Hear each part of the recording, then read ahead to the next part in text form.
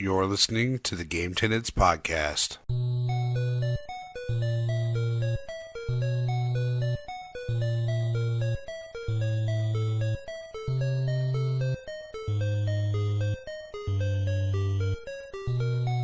What's good, everybody? Welcome back to the Game Tenants Podcast, the failed adventures of two gamers and the quest for Gamecast stardom. This is episode 34, and I am one of your hosts, Church of the Game Grinder, as always joined by my excellent co-host, Jason of Corpse Flood Gaming. Hey guys, how's it going? Yes, so exciting things to talk about in this episode, I think. A lot of little news bits, nothing major as we're holding out for E3. Big time. Yeah, there's always lots to talk about in the world of gaming. Yes. So then with that said, let's go ahead and jump into our opening segment here of what we've been up to. So what have you been up to? A lot more gaming related stuff. Just last week I finished up the Telltale Batman game and I really enjoyed it. I got about 3/4 of the way through it and then just had to stop for a bit. Mhm. But I finally got it completed. It was a pretty cool ending. Definitely one of the better ones I've played. I recommend it. Also, as you know, I finally picked up a Nintendo Switch. Yes. And I've actually been really enjoying it. Picked it up about 6 months ahead of when I planned to, but hey, I'm not complaining. It's in kind of a weird move. I actually didn't grab Zelda with it. I picked up Mario Kart 8 Deluxe, and on release day I also picked up Ultra Street Fighter 2 Final Mix, and I'm loving them both. The portability is already coming in handy with the kids. Play some Mario Kart while I cook supper, and they just sit at the little kitchen table, and it's a good way to keep them in one place while I'm cooking. And when I get a decent case, I'm going to start bringing it to work because everyone's been kind of shaming me for not bringing it in and throwing down on some Street Fighter or Mario Kart. But yeah, eventually I'll be getting Zelda for it because, gotta have all the Zelda games. Yeah. But there's a few other games on my radar and ones I talked about before, and a few more coming up. So it's not a waste to me yet. There's lots of cool digital games available for it and everything too. So Yeah, I'm for happy sure. so far. I'm happy so far. I'll give a more in-depth review of how I feel about it when I get more solid playtime into it, but it's pretty cool so far.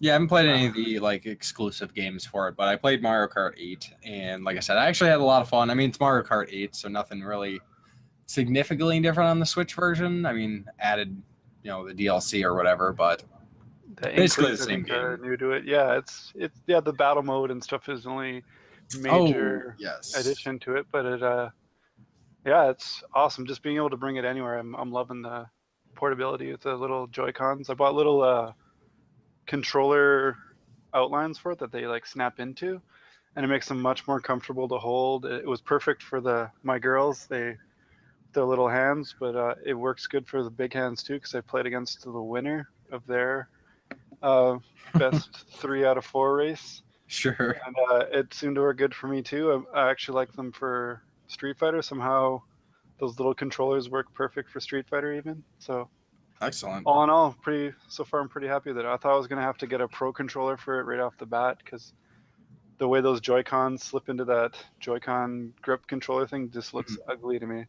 That'd be my biggest complaint. I haven't even taken it out of the plastic yet. It's actually still in the box. Yeah, I don't like the position of the analog sticks. That'd be more of a complaint with me too. But using the Pro controller for the Wii U kind of set me up for it because at first I was, where the buttons are is where the analog stick would be on the comparable controller, which would be like the Xbox one. Yeah. So I got really used to it playing Breath of the Wild on the Wii U, but if not, that would be a big gripe for me too. But so far it's comfortable now. Mm-hmm. So I've crippled my hands in that shape, so they're good now. Besides that, I've been just making a few pickups, working my way towards getting my other collections actually showcased better in my house and my hangout areas, like my man cave. I might have a a cool setup in my garage so I can get more of my action figure stuff, comic book related things and stuff. I'm just kind of tired of having be in bins. Yeah. You know, what's the point of owning it if it's just in a bin and you can't even look at it? True. So I'm working towards that, getting everything kind of more dialed in. I want it to be more of a hangout out there. I'm working on getting a shed built, so all the big cumbersome things like bikes and strollers and lawnmowers will be out of the way, and there'll be a much more area to play with. Set up some game stuff out there, obviously, because it wouldn't be my garage if there wasn't gaming stuff in it. For sure. And yeah, I've already got the arcade cabs out there that I intend to work on and fix up a little bit. And some are working, some are just shells, some are in between. So I hope to have the Corpse Flood arcade out there pretty soon, and have you back up and check it out. Totally. Yeah, I want it to be like the hangout at the beginning that the Foot Clan had in the first intro movie. Skateboard ramps, even though we don't skateboard, and you want regular or menthol. Like smokes. usually, a hangout location for the bad guys should be like a seedy place where kids don't want to hang out. Yeah. And when they showed it in the movie, I was like, I totally want to hang out out there. I'd rather hang out with the Foot Clan than the Turtles. They just got like a dirty couch and yeah, they got pizza, but I'm sure that the Foot Clan has better pizza. Maybe that's part of the manipulation, is that the Foot Clan had this like really cool place to get the kids in, and that's where they snatched them up, brainwashed them. Yeah, we got arcade games. I'd be like, I wouldn't even have time for the brainwashing. I'd just be like, oh man, check out this. Oh, they got Terminator. Just playing that, playing Alien versus Predator or something. Right. Yeah. So besides that, nothing else really cool and new to me. Just trying to get everything else out of the way so I can blast through a pile of games. Yeah, that's always the goal. Such is life. Yep. I mean, we've had some nice weather again finally, so yes. I got to make good on my promise of bringing the kids to the park that I've been promising for 2 months, but it's been raining or snowing or just generally crappy. Yeah. And then getting them there was easy on the nice day, and then getting them to leave was the hard part. But then I saw across the street, I saw a sign, and I pointed it out to Araya, and I was like, Araya, what's that say? And she goes, book sale. Book sale? Where's the book sale? And I was like, at the library. So she was off there faster than I could have pulled her off, and hit up that book sale and actually got some cool game related goodies there. I'll show in a future pickup video. Yeah. Pretty awesome. Yeah, anyway, super cool stuff. What have you been up to? What's new with you? Oh, a little bit of this, a little bit of that, as per usual. If anybody has been following my channel, I've recently put up a response video to Corpse Flood from a video that he tagged me at the end of January, I think it was. Yep. So only Many 4 moons. Yeah.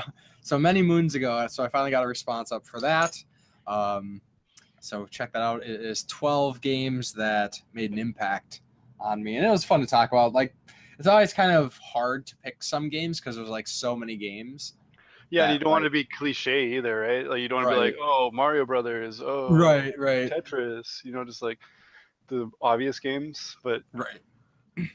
And yeah, so definitely check that out. And if anybody is interested in that topic, like, totally make a response video, and I will share it for sure. Yeah, it was a great topic that Chris, the old ass retro gamer, brought up. He just kind of brought it up in a Facebook post, and I was like, I'm gonna make a video about this if it's cool with you. And obviously he was, and yeah, I tagged a bunch of people, and you and Power Metal Gamer are actually the only ones who did a reply, even though like 5 or 6 people said they were gonna. Yeah, that's how it goes sometimes. Casting those side eyes at people right now. Yep. But yeah. And then, so I think right after the last podcast, I finally wrapped up Mass Effect Andromeda. Not saying finally as in like, oh, I'm glad it's over. Of course, I'm glad I can move on to other games, but general opinions on Mass Effect Andromeda, I think, are off base. As a person who played through the game, pretty close to 100%. There's a few like random side quests where like you have to like find some things, but they don't give you map locations. So I was just like nuts to that. I'm not gonna figure that out, but it pretty much did everything else. Hells yeah.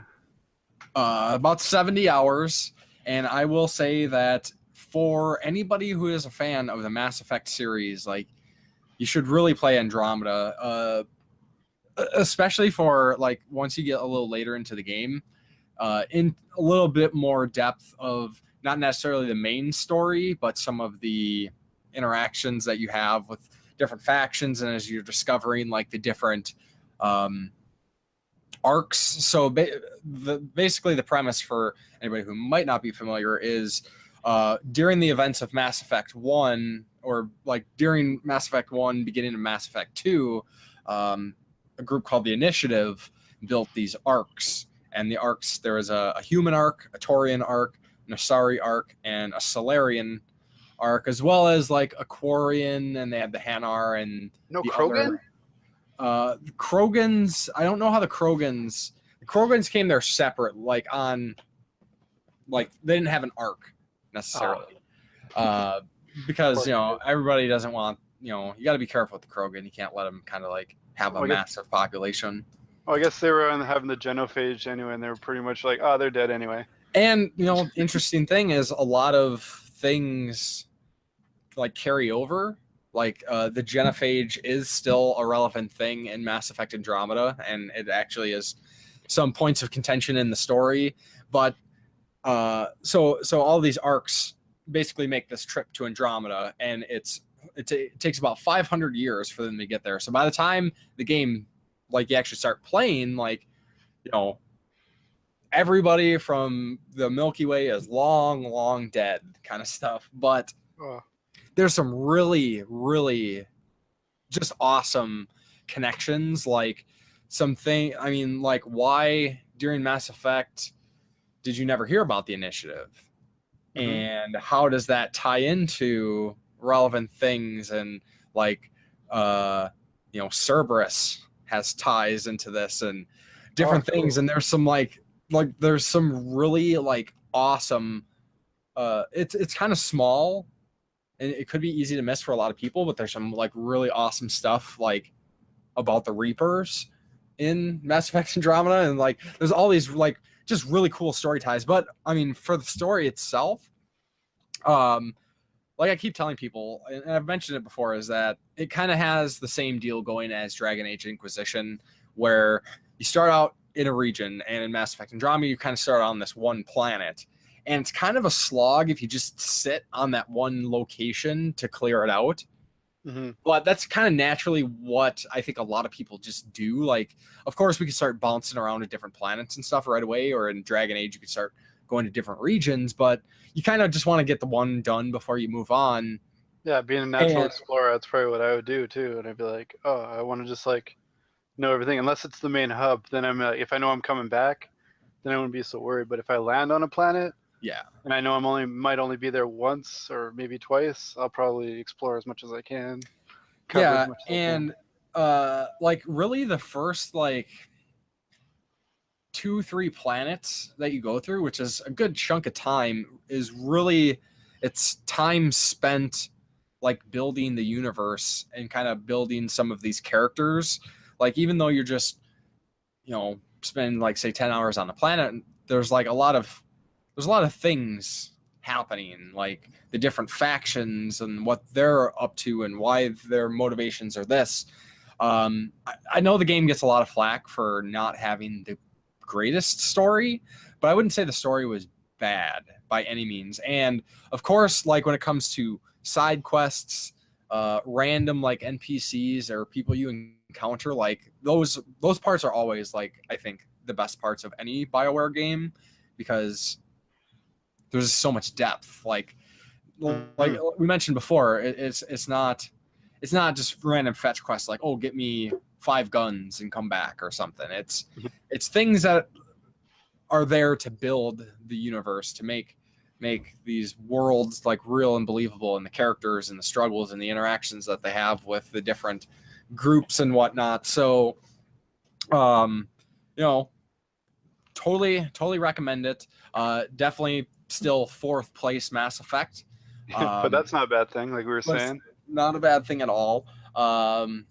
Cliff, Well, Throwback Gaming, he actually kind of powered through the game. He ran through in about 30 hours, and he definitely didn't do like a lot of the side quests and things like that. And he said he enjoyed it. I don't think he enjoyed it as much as I did.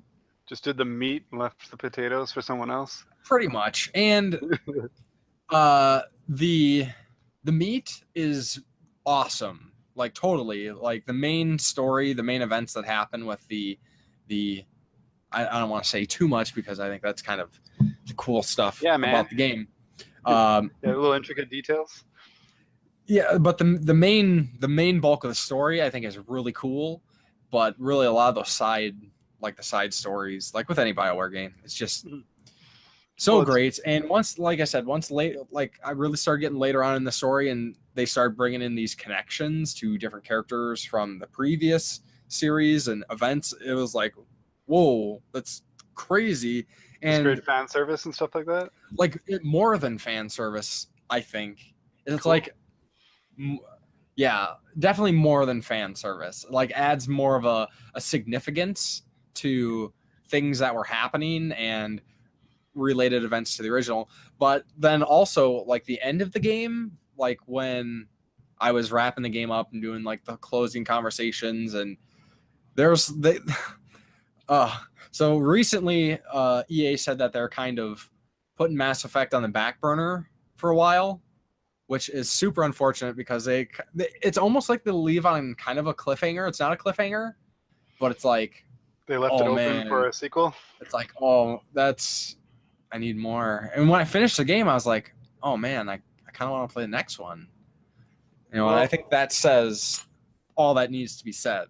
Yeah. I finished the game and I just wanted to play the next one. Like now, I want it now. Where's disc 2 now? Well, that's good news for me because, as you know, just last week I picked up Mass Effect Andromeda. Yeah. And I got it for a steal of a deal. After whining about it to you, I seen my phone died early in the day, and it just kind of, even while plugged in, it wouldn't stay on. And while I was at work at my second job in the evening, someone posted Mass Effect Andromeda, Black Ops 3, and Elder Scrolls Online for $30 Canadian for all three, which was ridiculous.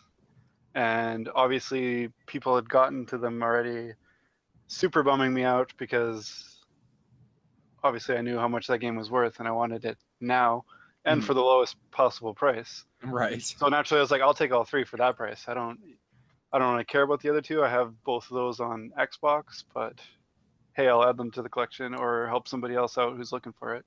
Mm-hmm.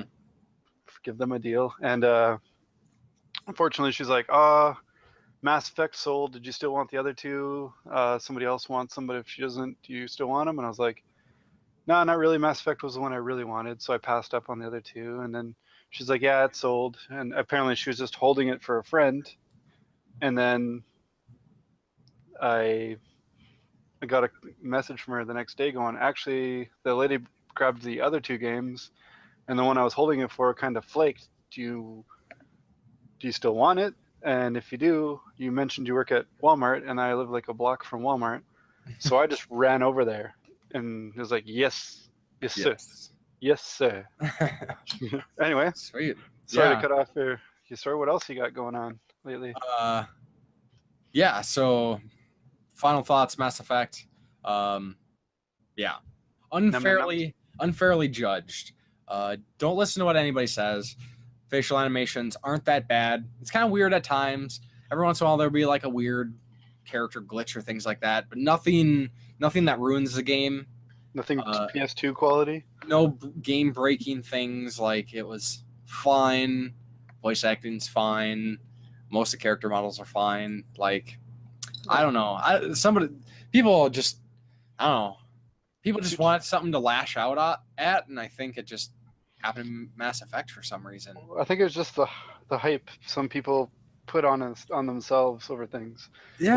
When I know I'm buying something, I don't follow it at all. Like Mass Effect, I had no idea about it. I just said new Mass Effect, I'm already buying it. I don't even need to know. I followed nothing. I had no idea about it. Yeah. So that I know I'm gonna buy it. Just like if they announced Elder Scrolls 6, I'd be like, oh cool. I'd probably watch the announcement trailer and then ignore the rest. Right. And just wait until I hear something unless I hear something terrible about it, and I'd be like, I better check this out, but I generally don't. And yeah, once I've made up my mind I'm gonna buy a game, I'm just gonna ruin story parts. That's like, you know how like trailers for movies nowadays kind of show too much. They summarize the whole movie. You're like, oh, that guy dies. Okay, well, I'm not gonna be afraid of that guy the whole movie now because I know he's gonna die. You showed him dying in the trailer. Like, yeah, so that's why the more you know about a game, the less the less wonder the game gives you. Absolutely. So that's why I'm just like, nah.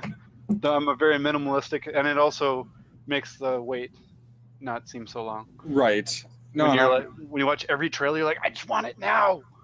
Yeah. When The Dark Knight was coming out, I wanted that movie so bad, and I still had TV at that point. Like I cut off, cable and all that shit like years ago. But I remember like every commercial break of every show, they had a Dark Knight trailer, and I was like, just put it out now. Yeah. So that was the old. I don't think I've ever been as hyped for a movie as I was for that movie. Yeah. So I since then I've generally just like avoid trailers, stuff like, if I hear something's coming out, I'll watch one trailer, maybe read one article, but I generally just starve myself so when it comes out I can fully enjoy it. Absolutely. And I really wish more people would do that. And I think because it seemed like everyone was super excited for Mass Effect Andromeda, and then they sent it out like a demo or something to like Twitch streamers, and then like everyone just latched onto the like some of the facial animations, particularly for two characters, and I was like, everybody's basing their opinions on this, but yet we're gonna go back and say, originals Legend of Zelda, we're not gonna hate on that game for it, its shortcomings. Yeah, like I don't know. Yeah. When is like we were saying, when has Mass Effect ever had amazing facial stuff? In actual cutscenes? Yeah, but like when you're just talking to people, sometimes they look kind of robotic. And I mean, I'm not hate Mass Effect 1 through 3 at all. Right. So I'm not excusing some of the flaws. I mean, there's definitely, there's some pretty obvious things but it doesn't. I don't think it ruins the game. It just. Yeah, you're not shouting 10 out of 10. What's your problem? But you're like, are you gonna let that little thing ruin the whole game? Right. Like, I've never bought a game and started playing in like 3 seconds and be like, oh, the guy walks weird, garbage, and turned it off. Like I've never. That's I got caught on a piece of scenery. Did they even test this at all? Right. Like, yeah, people. I don't know. People expect. Yeah. I mean, if it's not game breaking, I generally don't let it bug me. Yeah. Like, honestly, I don't seem to run into the glitches and problems people seem to. Like, with games like Arkham Origins, I had friends who totally wrote it off because they played it to a certain point and then like they got stuck on something. Like Batman was just hanging on a wire and he wouldn't move or do anything, and it like actually ruined the game so bad for him they just stopped right there.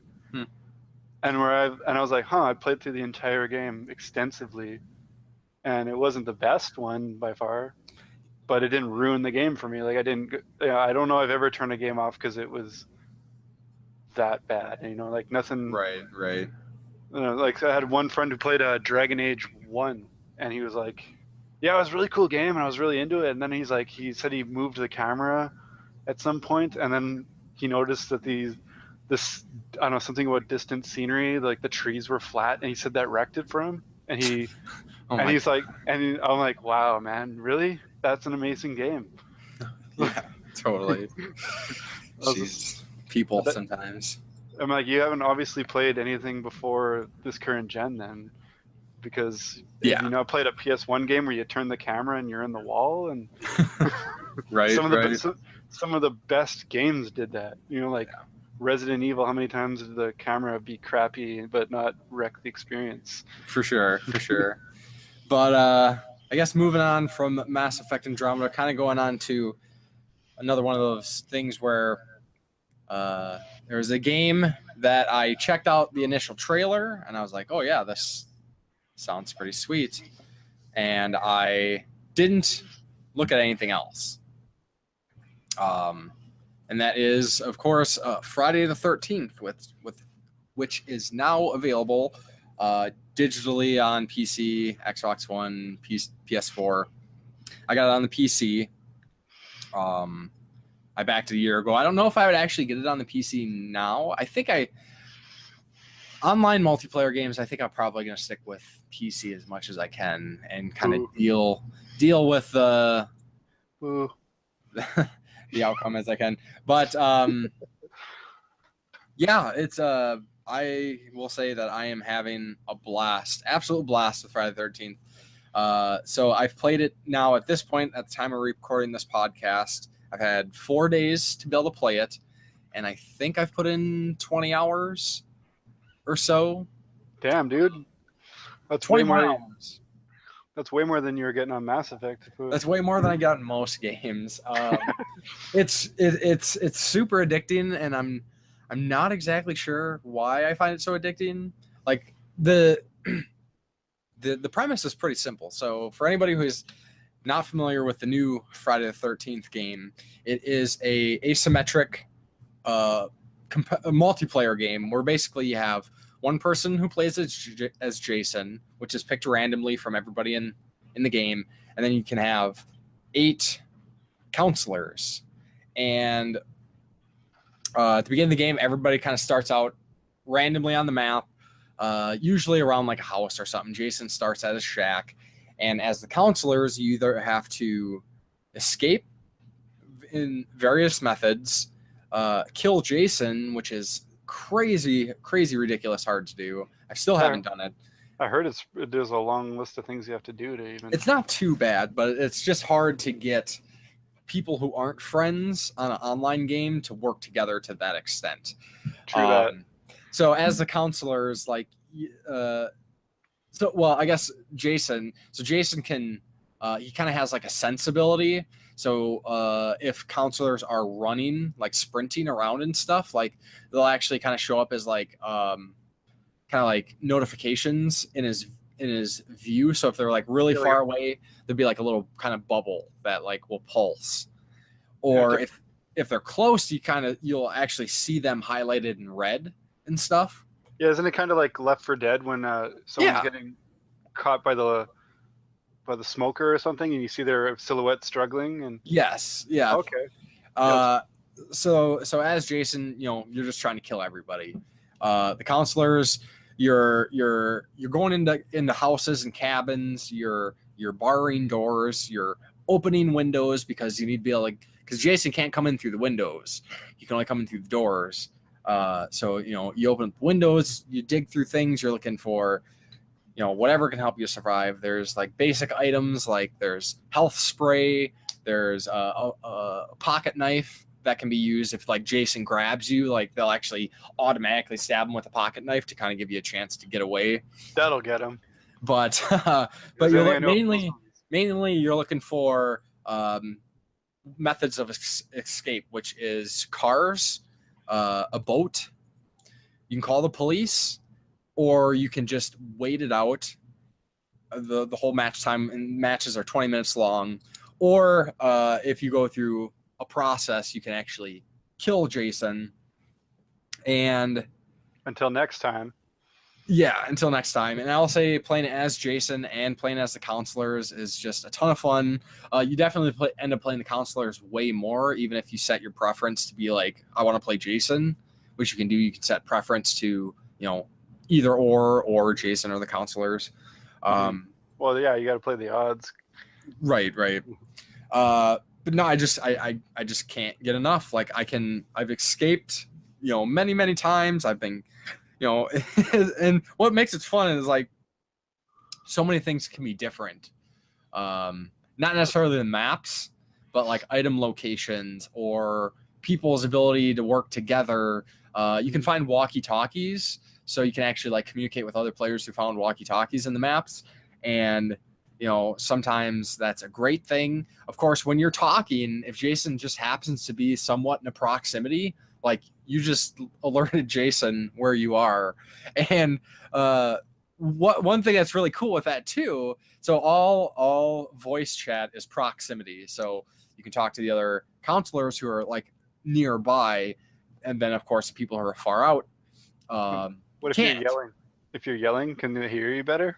Actually, I don't know how, like, if the proximity is actually volume or if it's just distance.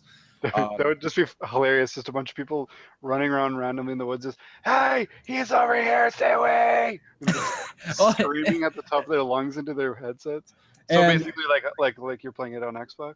Yeah. And one thing that when it comes to the average game, like each match that you play, I have rankings for how good Jason is. Not whether or not he kills people or not. It's either you have a Jason who has a bit.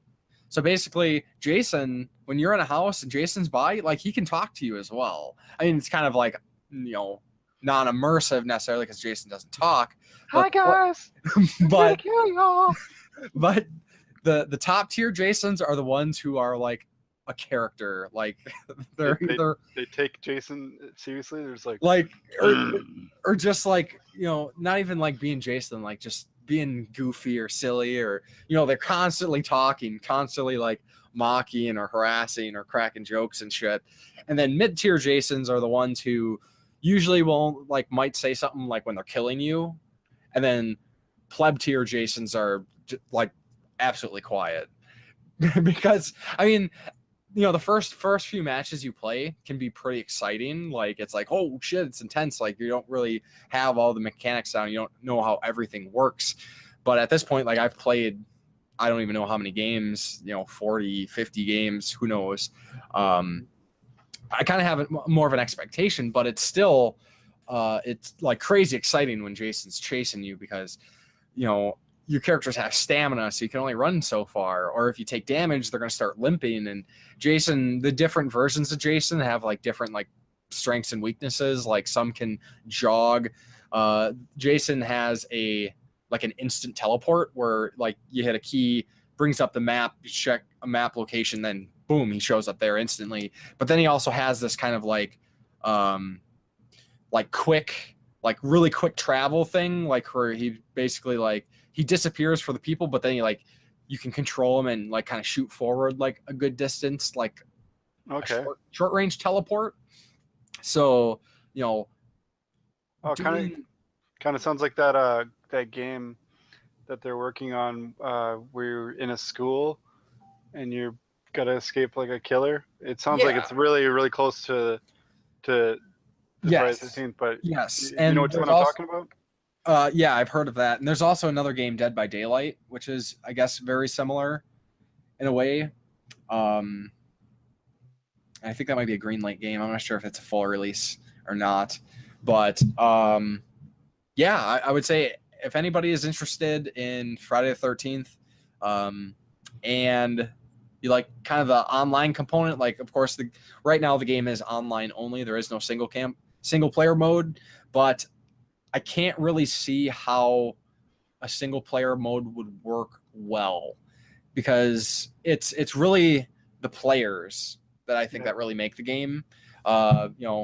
Sometimes you have people who are just on the ball. They're communicating. They're playing it smart. They're using their flashlights and keeping windows open. Like, you'd think using your flashlight would be a bad thing, but characters actually have like a hidden fear meter that's constantly like building. So if you're not like barring doors and using your flashlight, your character becomes more afraid, and like it'll show up easier for Jason and stuff.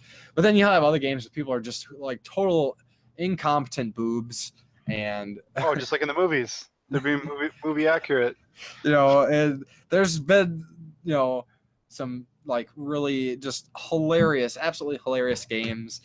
When you die, you can watch the other counselors, but you can't communicate with them, but you can hear the people who are alive communicating. So sometimes you kind of get like these spectator events where like half the counselors will be dead and the other half will be alive, and everyone's kind of like the dead people are like talking amongst each other, like cheering things on or laughing at the events, because they got the little extra knowledge. They can see kind of what's going on at times, and it's a lot of fun. So I would definitely recommend anybody who thinks it sounds kind of interesting to check it out. It's only $40.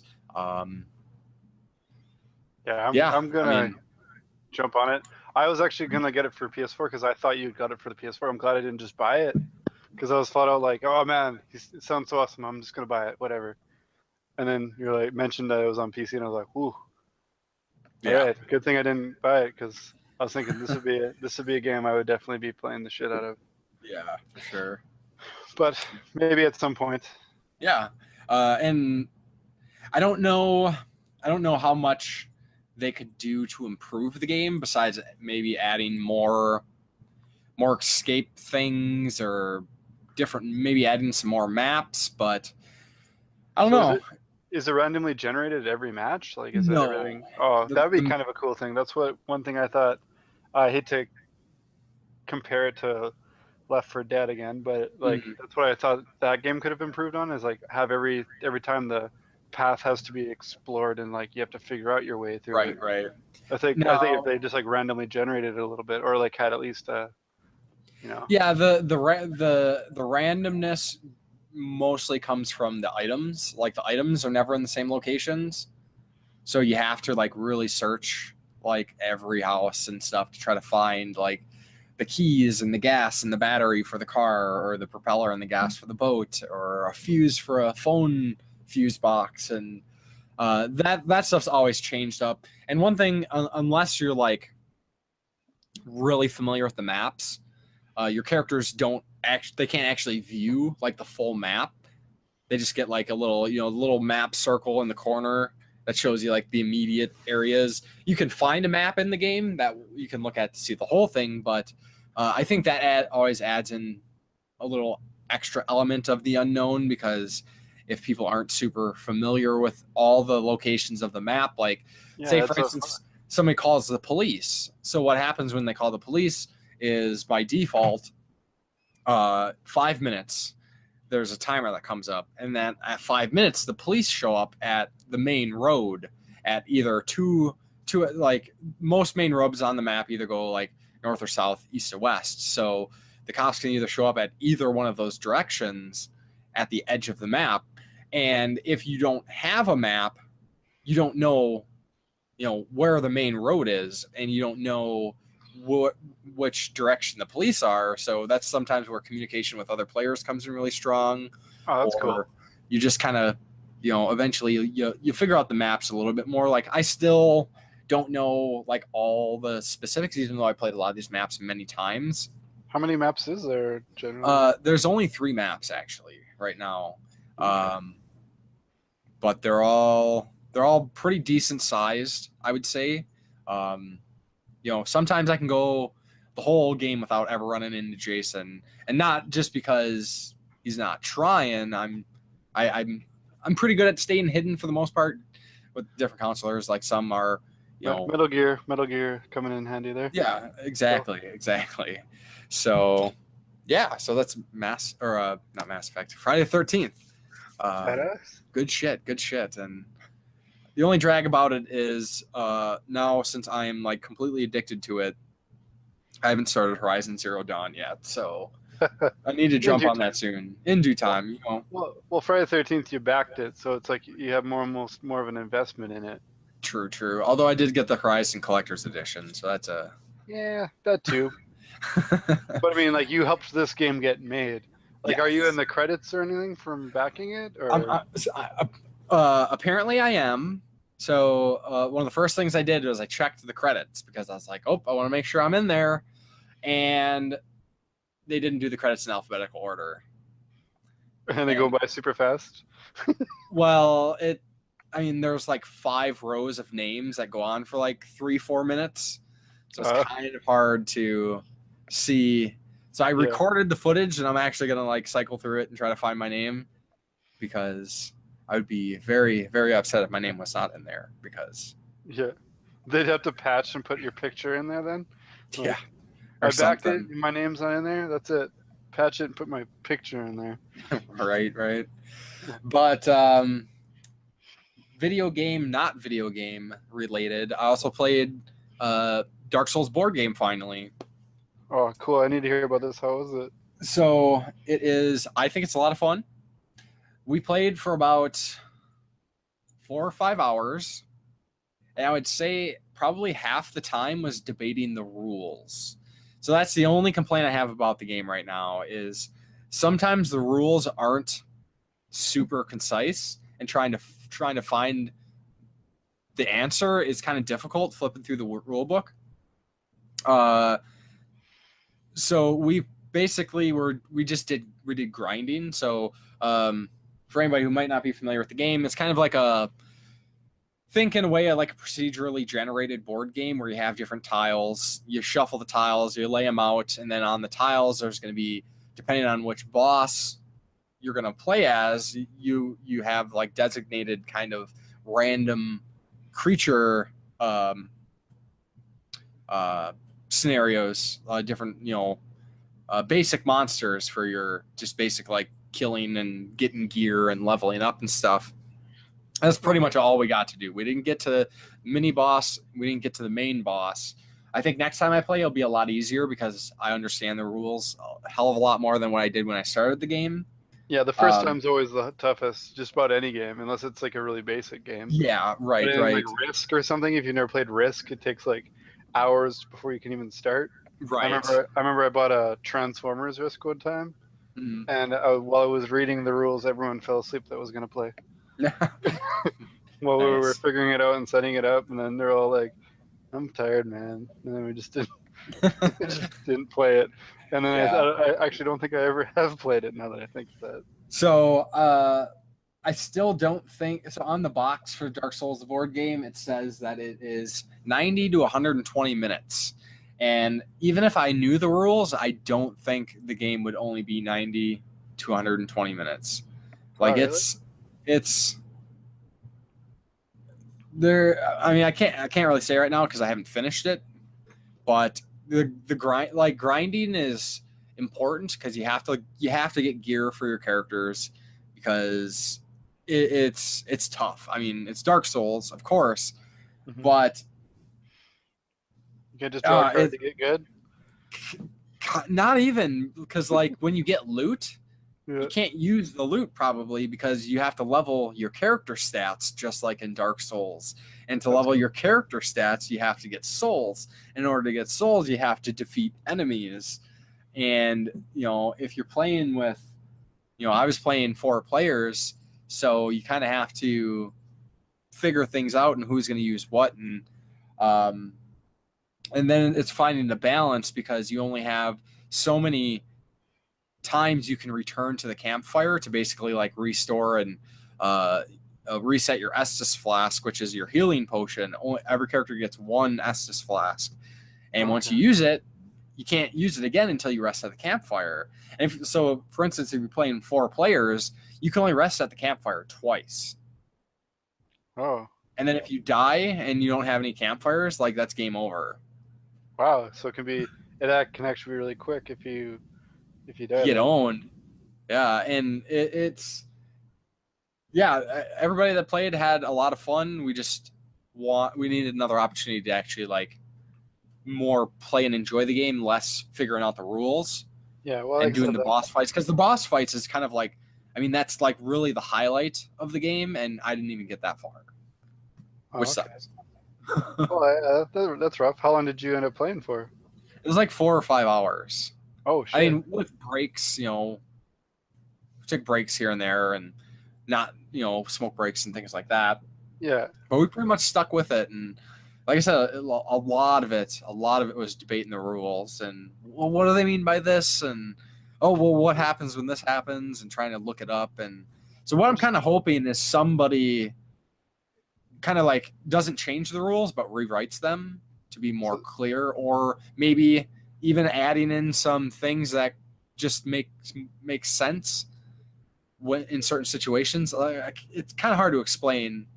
Well, I know what you mean. Like just like kind of refining and streamlining it, so it's more like you haven't, instead of debating, you know, like Yes. exactly what the problem is. Yes. Yeah, I don't know. Just that comes up with like any of those type of games, even like the card games and stuff like Magic and stuff. Even for people who play it like all the time, they still have to debate certain things. Like, oh, does that work with this, or do I have to?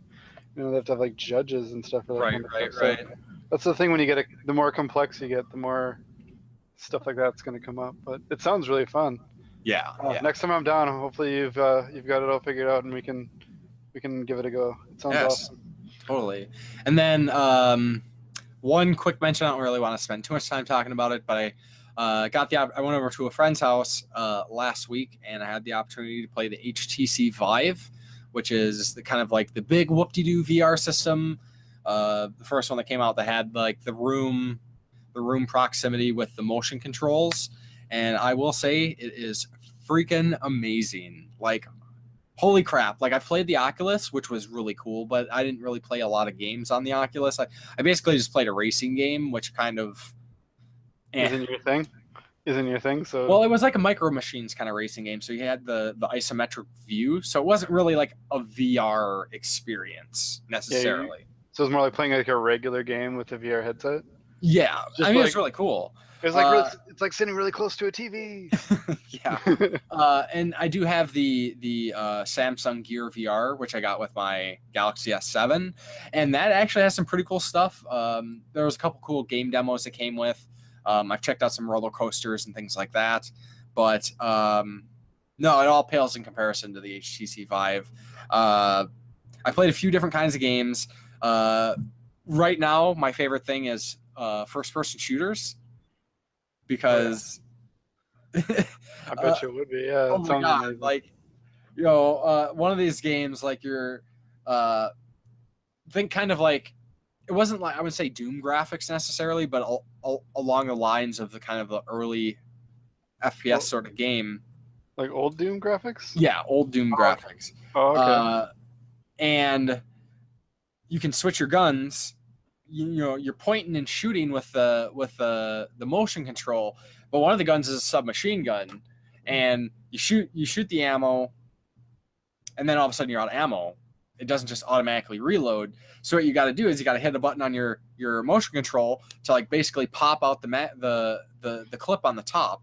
Mm-hmm. Then if you look down, you have four clips of ammo, and then you have to use your other hand and grab the clip of ammo and actually like put it like front first into your submachine gun, snap it down in the back, and then hit another button to like pop out a release, like, and then you know you can like come up to a corner and like lean and look around the corner, or you could just like stick your arm and shoot around the corner, like just really cool shit. Like it sounds really gimmicky, but it was really fun. There was another shooter game where and I will say one thing is they're trying to find a good way to handle movement, because of course you got a room, but obviously like when you're playing a game you need more space than that.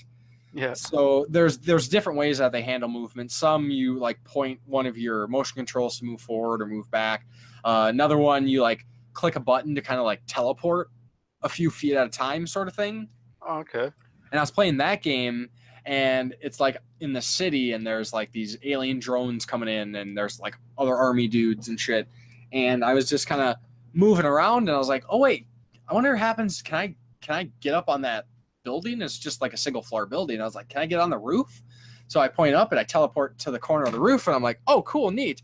And then I look over to my side, and it's like, holy crap. Like I was actually like at the edge of the building, and like it like actually like freaked out my brain. Like, whoa, you're going to fall kind of stuff. Like, oh, that's awesome. So it got really immersive.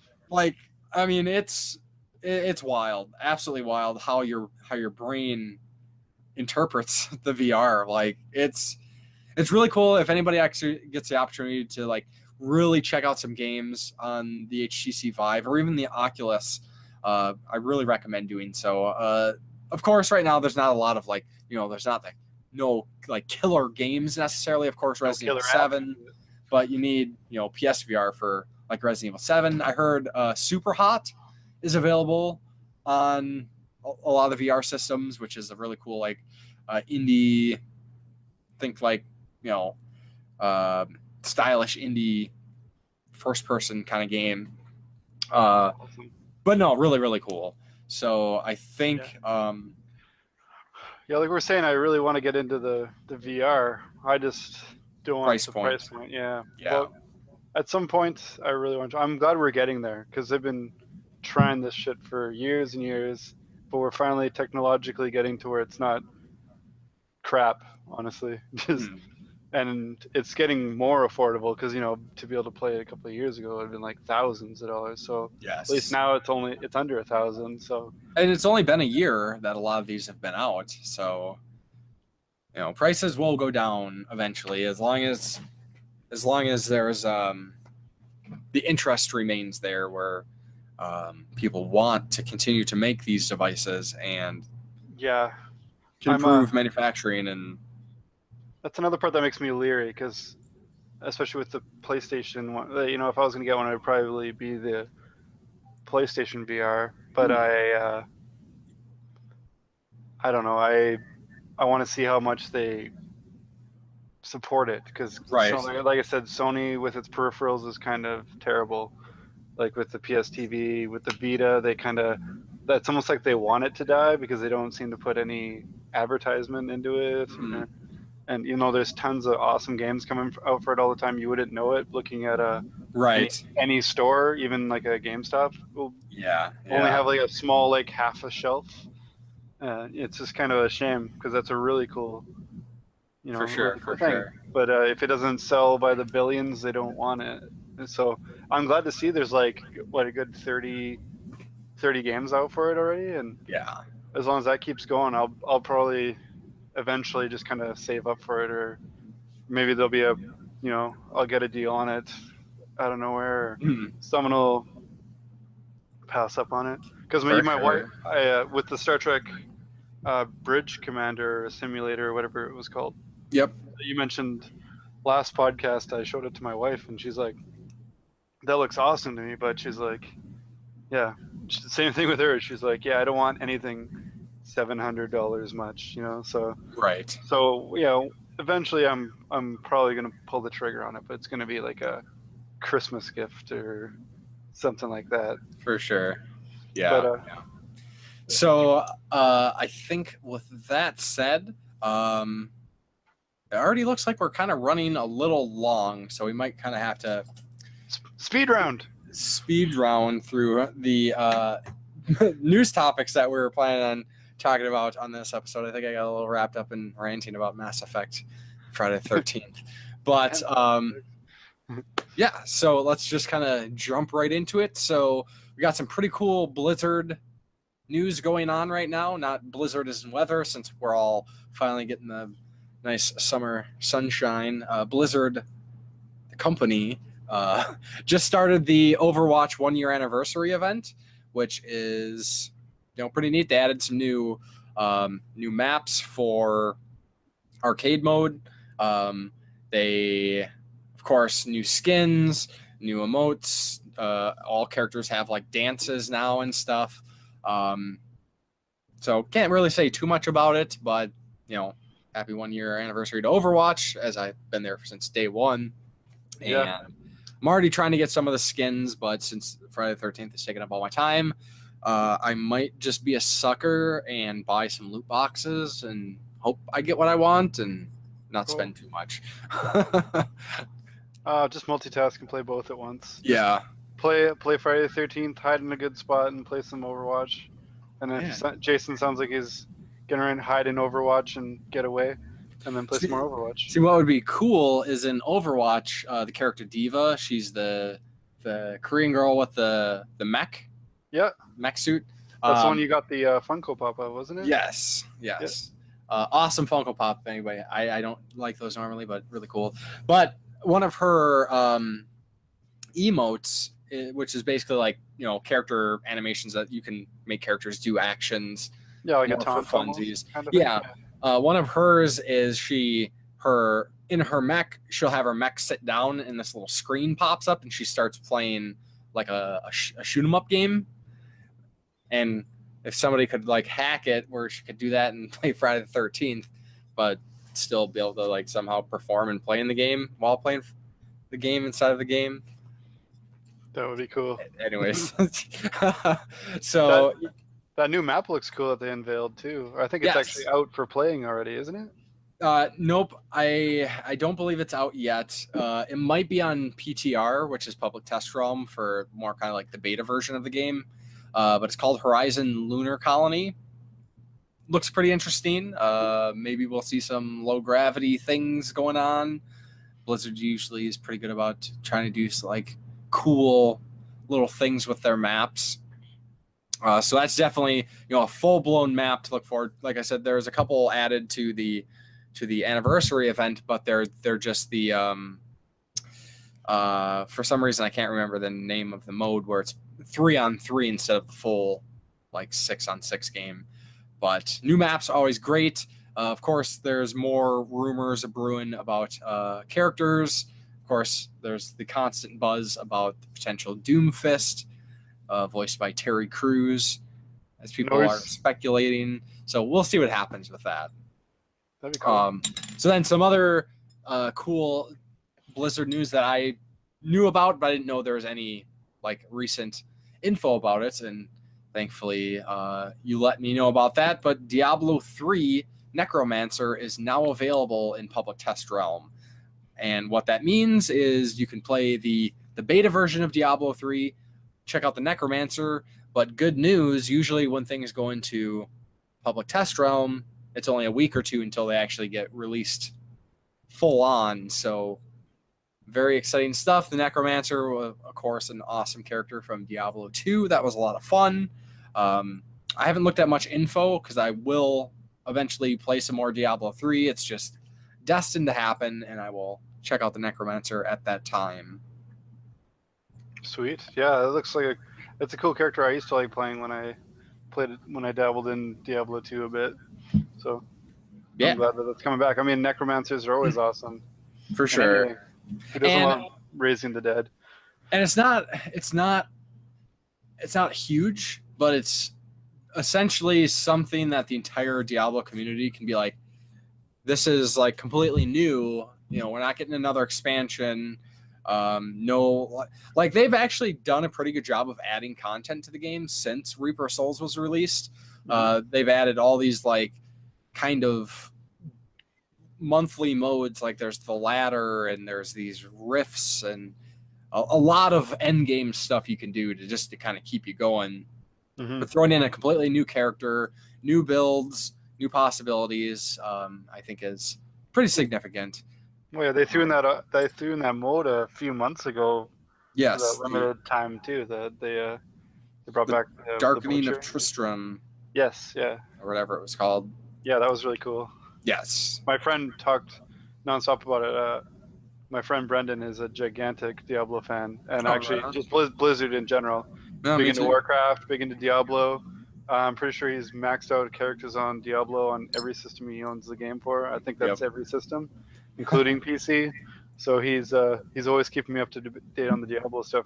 Awesome. I haven't had much time to talk to him at work since I've been out in the garden center lately. So he probably would have told me about the Necromancer today. Sure.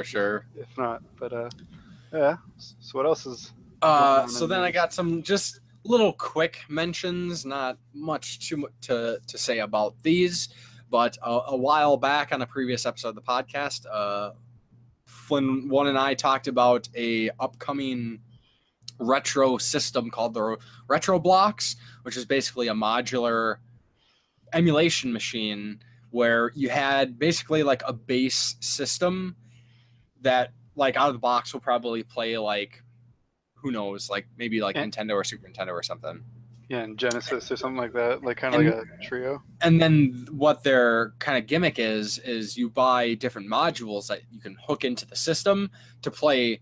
The big thing is disc-based games. They're going to have PlayStation 1 support, Dreamcast, and they're kind of shooting for the moon. But yeah, it looks awesome. Looks pretty sleek. The possibility of maybe having finally like an all-in-one system where you can play like all the retro consoles would be really neat.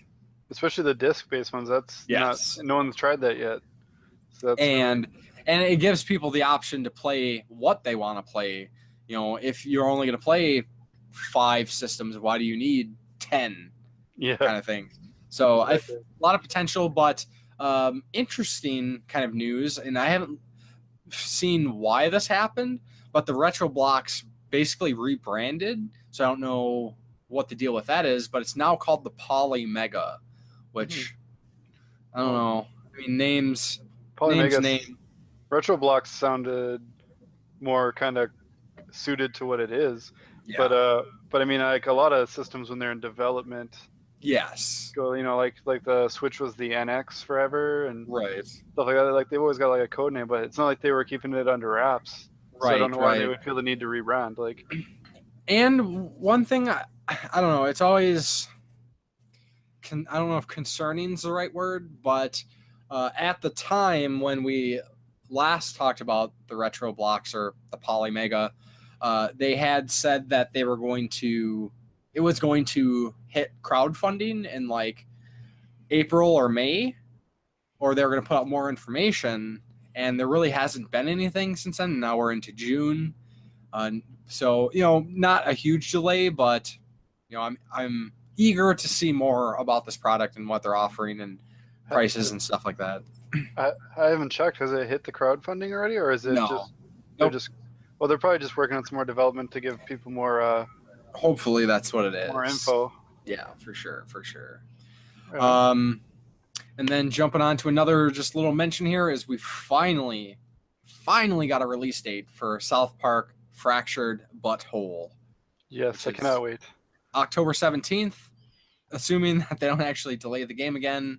Let's hope not, because the last one they had a definitive release date like 2 or 3 times. Not to jinx this, but I really hope they stick to this one. But if they have to put it off, we just have to remember that it's because they're making the game better. Yes, totally. As much as it sucks to wait, it's and especially with all the problems that Ubisoft has been having with some of their game releases lately. Like, yeah, it sucks that it got delayed, but I would much rather have a non-broken game than. Oh yeah, I'd rather wait the extra months it would take them to patch it and just have it work great out of the box. Yeah. Than have to patch it or get my game corrupted or just have the game just be generally shitty because they rushed it out. No, they may be making it longer. They might be making it yes work better. And if anybody hasn't played South Park Stick of Truth, it is the definitive South Park game. I mean, you probably have to be a fan of South Park to enjoy it, but it is. Or just the kind of humor, even if not the show. Yes, yeah, because I mean, you're essentially like playing the show. It's kind of like an RPG. Think of JRPG, but South Park. And it is. I'm trying to think if there has been a more comedic game release that made me laugh as hard as I've laughed in South Park. And yeah, I can't think of that. Stick of Truth was amazing. Yeah, it's so good.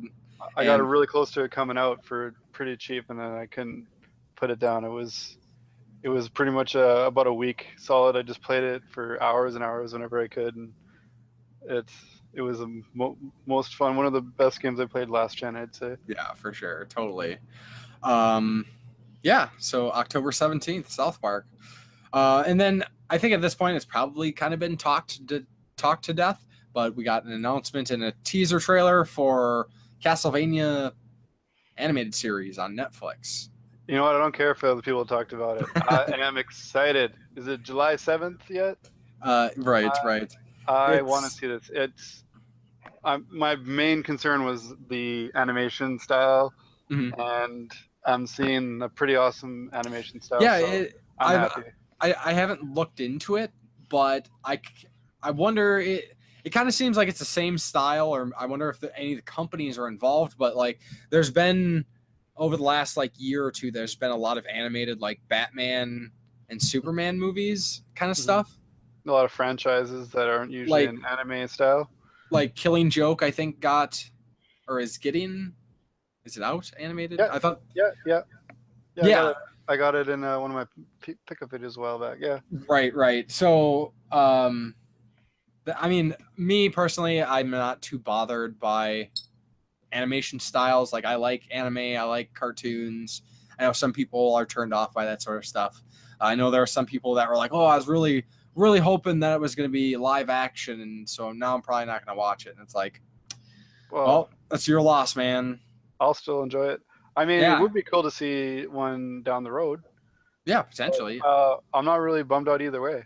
Yeah, as long as the story's cool. Well, if this does well, then they probably would get more of a budget for a live action one, is what I'm thinking. One thing I haven't animation seen isn't cheap by any standards either. Right, totally. So, but one thing I will say, I haven't seen any conversations about this. Didn't really get too much from the trailer, but I really, really hope we hear a lot of either remixes or arranged pieces of actual Castlevania music in the animated series. Besides, maybe that'd be great. Probably in the battle scenes, I can see a lot of the. Yeah, I mean, really... it's too easy to do something in the opening and closing of the show, but I want to hear it like in the actual show. And it's going to take place during Castlevania 3, from what it kind of sounds like. Something around that, yeah. It's so it's going to be Trevor, or potentially Trevor Belmont. Yeah, so. And Alucard, it looks like there's Alucard. I think it's Alucard in the trailer, and then, of course, Dracula. And yeah, Castlevania. I mean, this could be, if it's good, like, this could be huge, because games to movies or animations, like, it's always just a struggle, because they're trying to adapt, like, something, and they usually screw it up. Like, look at all the movies and all the animes based on video games, and most of them aren't. I mean, not that they're all bad. I mean, there's definitely some good ones out there, but nothing ever really just kind of hits that home, really. Well, it's just like the comic book things. It's how much time they take to tell the story, and how big of the story part, like how big of an arc they try to take on. Like trying to get a 30-issue comic arc into a 2-hour movie is ridiculous, especially if it's like a big one like the Avengers. Like the fact that they've pulled off most of those pretty well is kind of amazing for what they've done. Right. They're not any movie is perfect by any standards, but they've done a pretty good job of, especially lately. I mean, like the Spider-Man movies were touch and go there, but it's it's just like anything like that. It's just how much they take on and how much time they have to tell it. Right. If the story seems rushed, it'll seem like garbage. But I mean, that's the best part about with a series. At least they have multiple episodes that they can do that with. Whereas if they were making a Castlevania movie and it wasn't going to be like 3 hours, it's probably going to be crap, to be honest. Right. I totally agree with that. Yeah. So Castlevania the animated series. Here's hoping. And then not really much discussion or much I have to say about this, but I just want to let everybody know who might be interested. There is a indie Metroidvania called Hollow Knight. If you are not familiar with this game, go look it up. From a lot of very credible people friends and some other like YouTube reviewers that I take their opinions in very high regards. A lot of people are saying like this is like one of the best Metroidvania games like ever. So it's called Hollow Knight, HOLLOWKNIGHT, whatever, yada yada. But there is going to be a June or July indie box release for PC of Hollow Knight. So if you are a PC gamer, PC collector, here's an opportunity to get a potentially amazing game physically. I have already renewed my subscription. I think the subscription for Hollow Knight to get in on the Hollow Knight indie box is middle of June to subscribe, and then it ships like the following month or whatnot. So I'm very stoked for that. I was very disappointed that there was no talks about a physical release for that game when it first came out, and it sounds like it's amazing. I'm super excited to play it. Yeah, I'm always down to try one of those type games. They're one of my favorite genres in general. Speaking of games that we're excited for, just a few days ago, it was announced Far Cry 5 is coming out.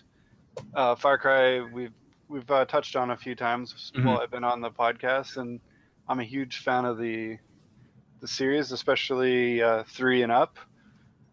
And this one looks like it takes place in the States, actually.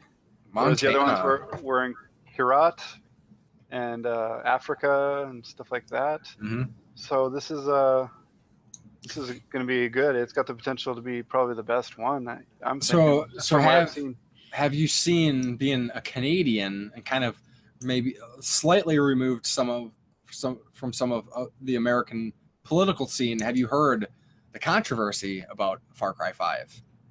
No, I have not. So Far Cry 5 is a liberal propaganda piece made to make conservatives all look like they're like religious cultist redneck scumbags, is what the outrage culture people are saying right now, because there's like somebody with like the American flag and kind of cultish looking on the cover. I don't think that's the intention at all. Of course, that's outrage culture in a nutshell, but that is something that is actually going on right now. There's a lot of people, a lot of snowflakes. Yeah.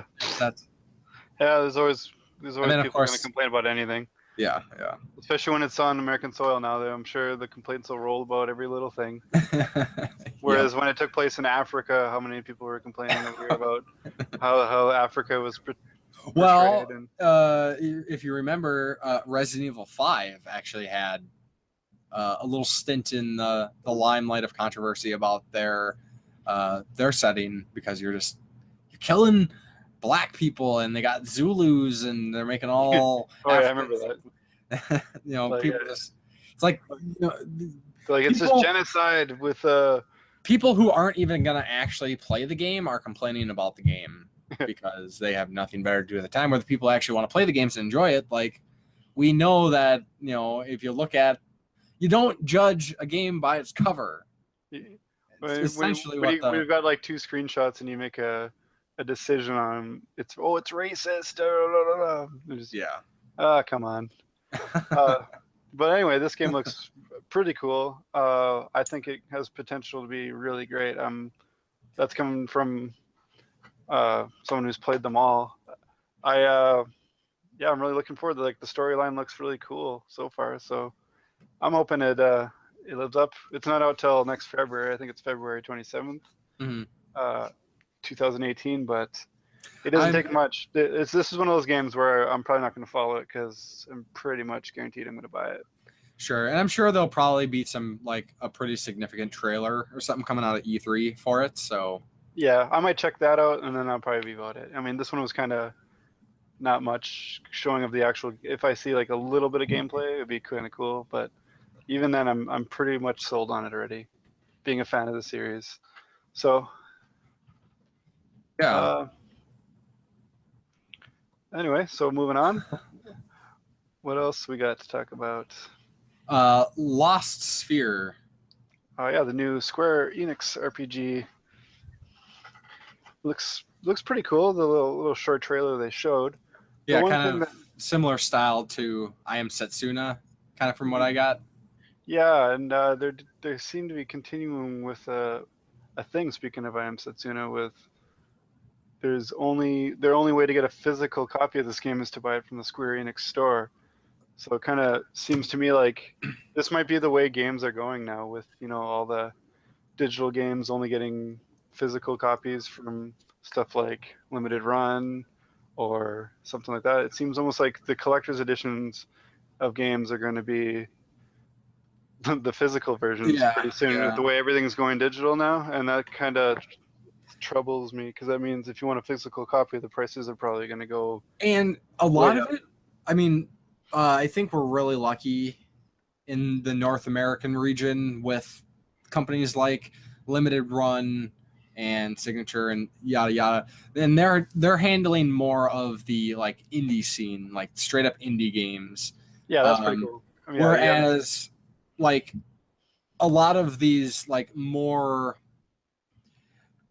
indie games from AAA companies, stuff like Blaster Master or I Am Setsuna or even this Lost Sphere, like they're digital only here, but in in the PAL region, it seems like they get more of those games physically than we do.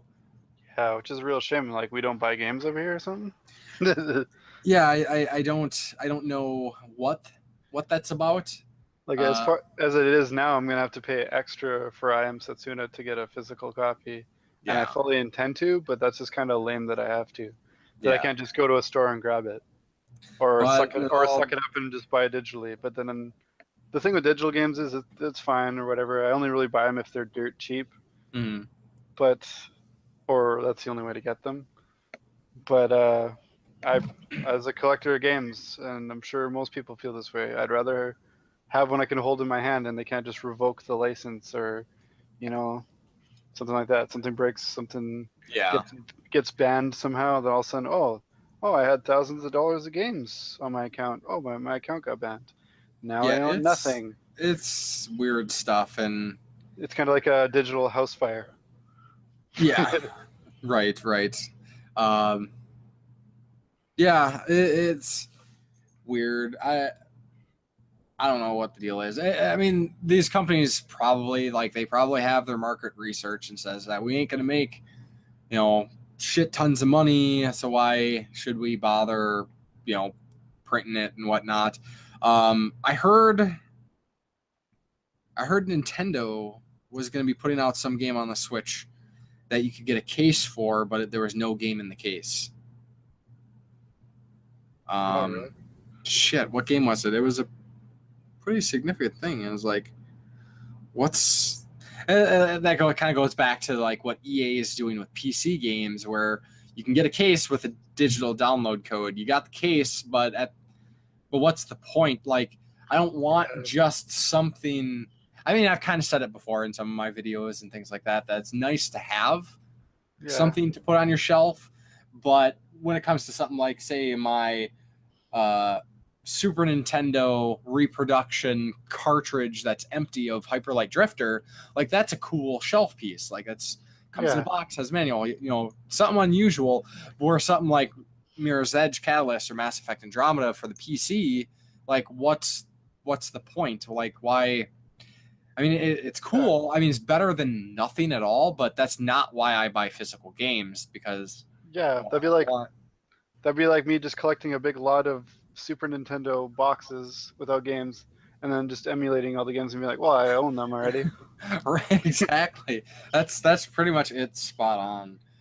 So, And I know the trend.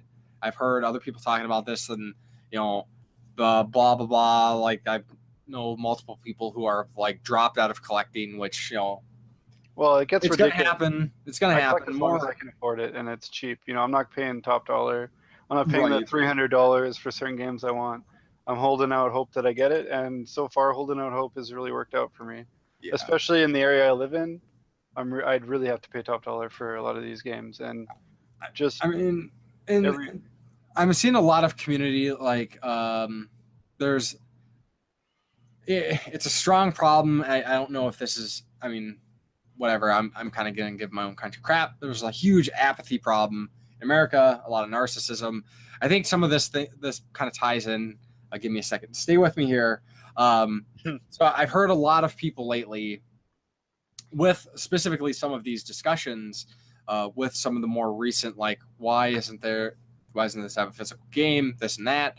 I mean, definitely the vast majority of people now are probably buying digital for the most part, especially when it comes to PC. Like definitely most people are probably doing digital. It's starting to become more of a trend on consoles as well. And these people, like, they don't care. They're like, I don't care. I don't need to go to the store. It's, might be a few dollars cheaper unless you're buying it on console, where it's going to be the exact same price buying it digitally. They're like, I don't care. I like digital. I don't have this. I don't have to worry about space. So it's fine by me. Well, your apathy is basically ruining it for the rest of us, because you don't care. Like you're reducing the the importance that the rest of us see, where we're actually like, I have this game, I have the game data, I can always access this. Yeah, like And if you you buy can. digital, you just have a license. Like, Yeah, like if your Xbox account gets banned and you had 50 games on it, you don't have those games anymore. They're just gone.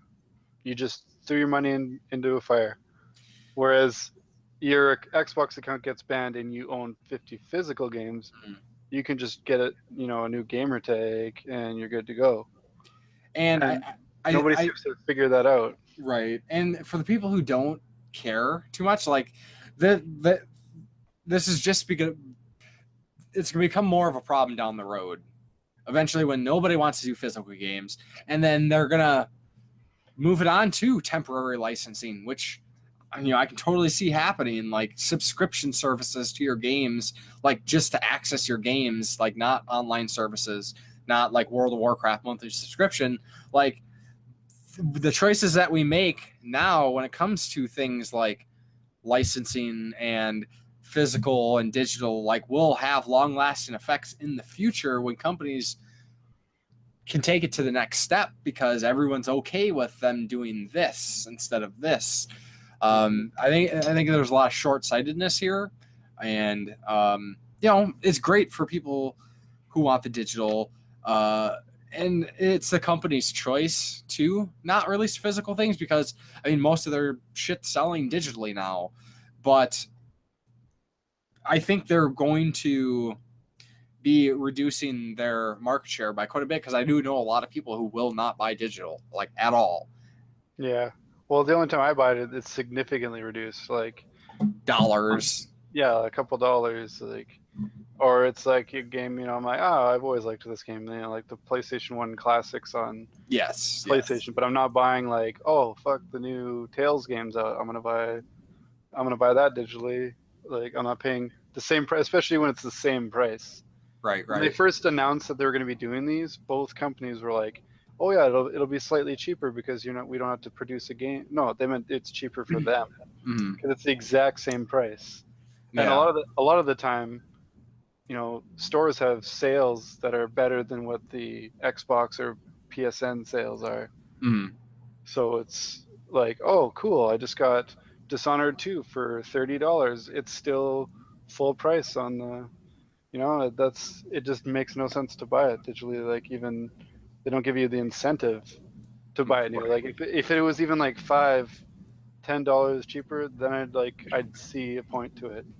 But yeah, especially with the size of the hard drives now and how the amount of install stuff sakes, it just they fill up so fast. For sure. So it's just a thing that's been kind of bothering me slowly. And when I saw that, I'm like, that game looks cool. Oh, look, the only way to get a physical copy is to buy it from one site. Right. So, yeah. So then I think with that said, we will probably have to move into our closing segments here. So let's check out what is coming out in the next couple weeks. And it doesn't look like a whole lot of like big things are coming out in the next couple weeks. I think that's probably because of E3 and some of the other things, but one game that you had mentioned, of course, was Tekken 7. Tekken 7. That's a huge game to some people. Game. Yes. I have friends who only play fighting games, and they're like, get Walmart to sell me Tekken 7 early. And it looks pretty sweet. Yeah, I like the storylines that they do with those games. They take it's not all just straight fights. Like, sometimes there'll be like a beat 'em up section in the storyline. That's what I liked a lot about Tekken 6. So I'm really looking forward to this one. It's probably not a day one buy for me, as we discussed. I get over the fighting games pretty quickly, which is kind of what held me back from getting Injustice 2 already. But I've actually heard a lot of people say they don't play fighting games. They played Injustice 2 story mode, and they said it was fantastic. Yeah, I loved the story of the first one, and actually the Mortal Kombat games have been getting really cool storylines. So absolutely, they're getting more worth it. But I mean, a fighting game, I find that once I get really good at it, I also get really bored at it unless I'm playing it with friends. So that's I don't always count on playing multiplayer in games, so that's not really Mhm. a big factor to me because who knows when I'll get to play it with friends. Right. Being a parent of multiple children, so it's a pass until they're on sale for me. But I'm really got those two on my radar, as well as Marvel vs. Capcom Infinite. Those are my big three, and they're coming out this year, so looking Yeah. forward to all those. Besides that, what else is coming out? Not much in the first half of June. It's kind of like a lot of random stuff. I see like there's Dirt 4. There's another episode of Guardians of the Galaxy. I'm gonna get the physical copy. I think with how much I enjoyed Batman. Yeah. They've already got the disc out for that. I think I'll end up picking that up soon. Cool. Looks like Elder Scrolls Online Morrowind comes out on the 6th. So that's pretty big for people who play that, I bet. That almost makes me want to start playing. I played it briefly and I really couldn't get into it, and but Morrowind is a big draw. Sure. From what I've seen, for the most part, it's just another MMO. Like, I have some friends that are like, they love MMOs, and I've never seen people get so bored so fast with an MMO as they did with the Elder Scrolls Online. I don't have extensive MMO. Like, I played a fair amount, maybe 8 or 9, but I generally get to a point where it makes you team up because everything's way too powerful to do on your own. Then I kind of give up because as much as MMOs are about playing with other people, I'm not about playing with other people in that kind of game. Like, I like feeling like I'm the savior. I'm saving the world with my one character. Skyrim style or something like that. Sure. So, not to sound like I'm really self-important, but I just like when I feel like I make all the difference. In a game. It's a cool part about being in a game. It's really uplifting. Right. A game that actually is kind of a big deal. People have been wanting a follow-up to for a long time is Psychonauts in the Rhombus of Ruin is coming out. Oh yeah. On the 13th. That's kind of cool. I heard that they were making that. I didn't realize it was coming out so soon. So yeah, same. That's pretty cool. Yeah. I loved the first one. Yeah, for sure. And not much else really though. It's kind of a a quiet point, kind of like we were expecting for after Christmas, but have been pummeled by awesome titles. Yeah, I know. What the hell is with these game companies giving us all these amazing games? What a bunch of jerks. So with that said, then we will kind of start to wrap things up here. So as per usual, we'll kind of talk about any particular mentions of things worth mentioning coming up in the next couple weeks. So any particular gaming plans or video plans you got coming up? Any cool stuff? I'm dead set that I'm getting some videos out. I had some videos filmed, but with my new intro ready to go, I am actually reshooting those to accommodate it and re-editing because I had one actually almost ready to upload, but I decided I wanted to use my new intro on it. Sure. So I'm looking into doing that pretty soon. Super stoked. Yeah, that's part about what all my I wouldn't say really remodeling, but moving stuff around and getting stuff ready it's actually became sort of claustrophobic in my game room with all the pickups waiting to go on shelves that aren't in a pickup video yet, and right. Some of my other collection stuff made its way in here, like my comic collection is looming in the corner. It's been there since you were actually up here. So there's just a few things here that it's kind of too crowded to be making videos. So that's a thing I want to get taken care of, and it's actually getting pretty good right now. And that's basically what I'm working on. Just what I mentioned I was working on. Sweet. Looking to complete that. And what's coming up with you? So we'll see how long it takes me to tear myself away from Friday the 13th. Either I kind of get my fill, or I just decide I need to start playing something else because, it's going to be around forever at this point. It's always great to play online games like when they're fresh because the communities are really strong and people are figuring things out. Oh, yeah, that's the greatest because you never know how long sometimes communities die just like like nothing. But, yes. This one looks like it's pretty strong so far. Yeah. So meantime, mostly probably just Friday 13th. I'll start on Horizon at some point here soon. I'm still kind of thinking about trying to knock out Little Nightmares before I play Horizon because I hear it's only a few hours. Do it. Do it this Saturday. Besides that, there is a super secret two-parter collab that anybody listening can kind of hopefully look forward to. It's going to be something definitely look forward to. Corpse Flood and I have recorded a few months ago at this point, and I'm finally getting around to doing the editing. So, yeah, it's something a little different. So that's coming up here next week. So yeah, I'm excited. I'm excited to see how it turns out. And just kind of not necessarily gaming news, but I'm actually closing on my townhouse purchase on Monday. Badass. So big changes coming up. Yeah. The whole isn't there going to be a game room relocation? Yeah, it'll be a little while still because my Monday evening soon to be brother-in-law, like he still needs time he has to find a place, and then he has to go through the mortgage process, which is probably another month or two, I think. Okay. Does he have any potentials yet, or is it? Oh yeah, he's definitely been seeing some stuff. He's like, yeah, I would totally buy that, but he hasn't. And the interesting thing is so for anybody who might not have known this, I didn't know this. I don't know if this is the same everywhere, but if you are pretty much like close to being like, say, pre-approved for a mortgage, and maybe not quite there yet, like a lot of times, like some of these banks will be like, well, if you're going through this process, it's not done yet. If you find a house, let us know and we'll make it work. So like he could have already kind of put a claim on the house because the mortgage process takes like a month, like guaranteed almost, which sucks.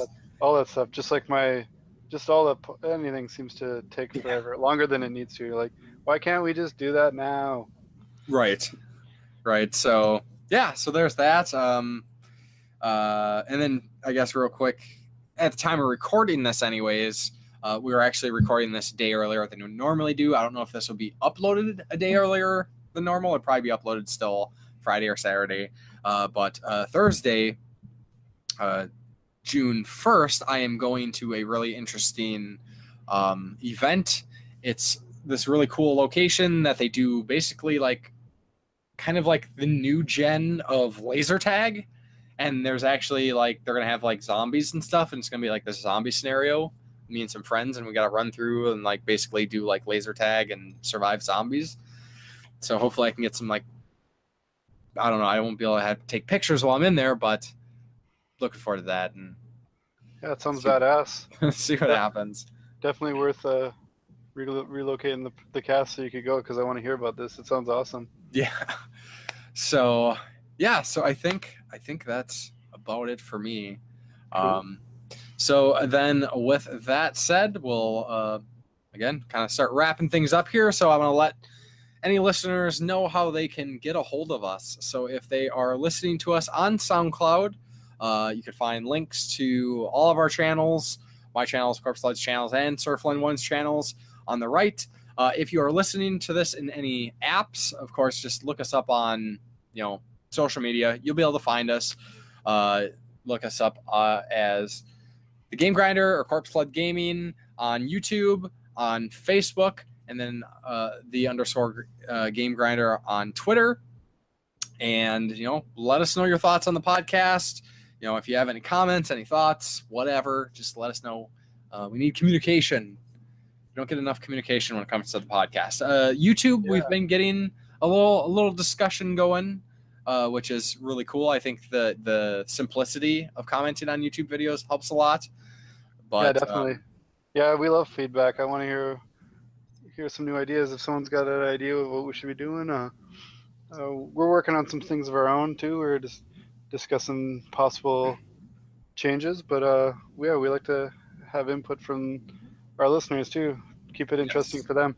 Yes, absolutely. Because of course we're doing the podcast because we want to entertain and enlighten and all that fun stuff. So it helps to know if we're doing a good job or not. Yes. So, yeah. If we're doing a good job or a really good job, actually. Yes. Or the alternative, I guess. But anyways, so I guess then with that said, that will do it for this episode of the Game Tenants Podcast. So as always, thank you very much for listening, and we will talk to you next time. See you next time about E3 time. Yes, E3 coming up. Hype!